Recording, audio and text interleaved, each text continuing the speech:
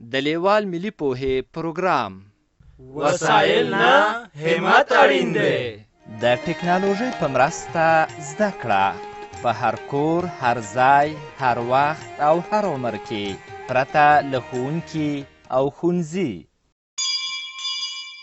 لیوال د لرې ښوونځی وړکتون، مضمون رنګین، څلورم لوست، ته تورې او تله رنګول.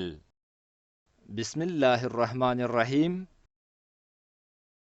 ګرانو ستړي مه شئ، کتاب مو راواخلئ.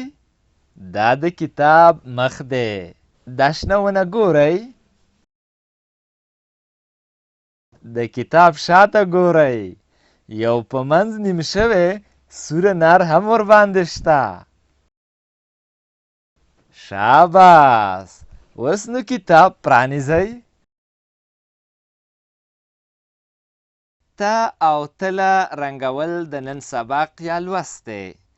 له ښوونکي شادګل سره تله رنګول زده کوو.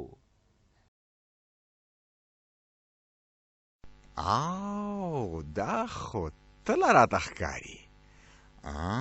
ډېره ډولي. زما خیال دی چې د زرګرانو تله ده. په هر صورت راځئ چې رنګولو باندې شروع وکړو. اول د پازې نه ګورئ دا قبضه یا شاین چې ورته وایي که نه، دغه ځای به تور کړو. دغسې.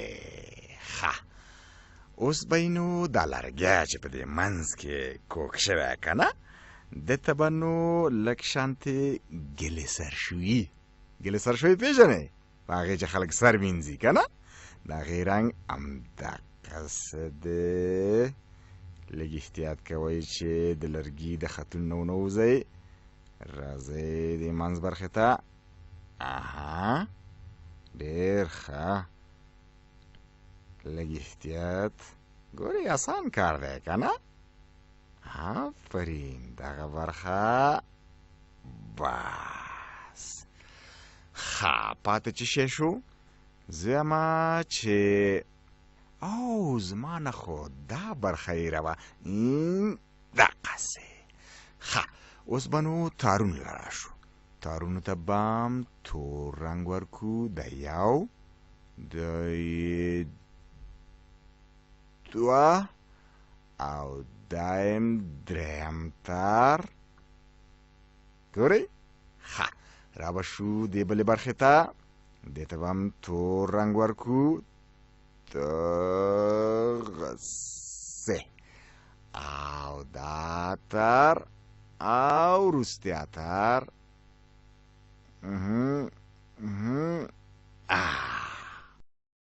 ښه، اوس به نو راشو د پلو یا د کاسو منځ ته.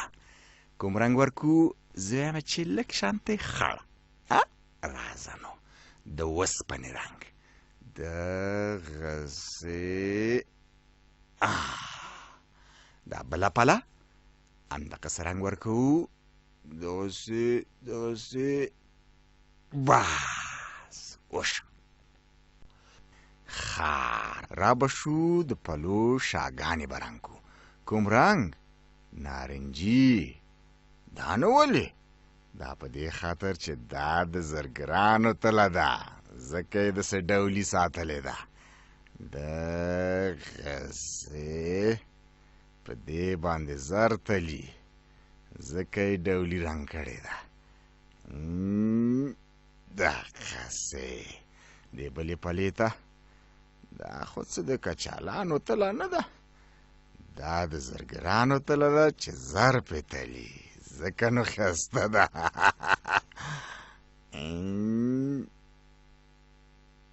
دغسې. ته یې راښکاره که؟ واو، دا څومره ښکلې تله شوه. ماما، هی ماما، د یو 2 روپو خطوطان راله وتله.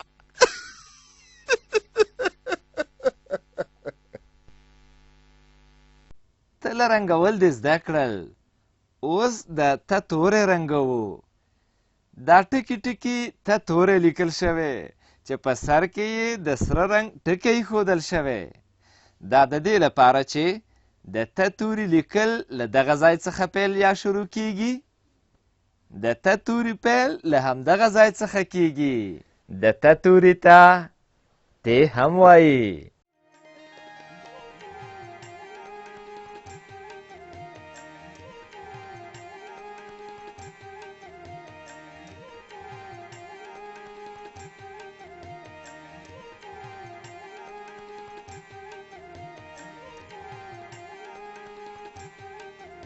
له دې ویډیو سره رنګین کتاب په زده کړه کې ډیره مرسته کوي. د کتاب ترلاسي لپاره پته ده LLS@leval.com 003 280 د نورو معلوماتو لپاره لیوال د لرې ښوونځي تګلاره وګورئ.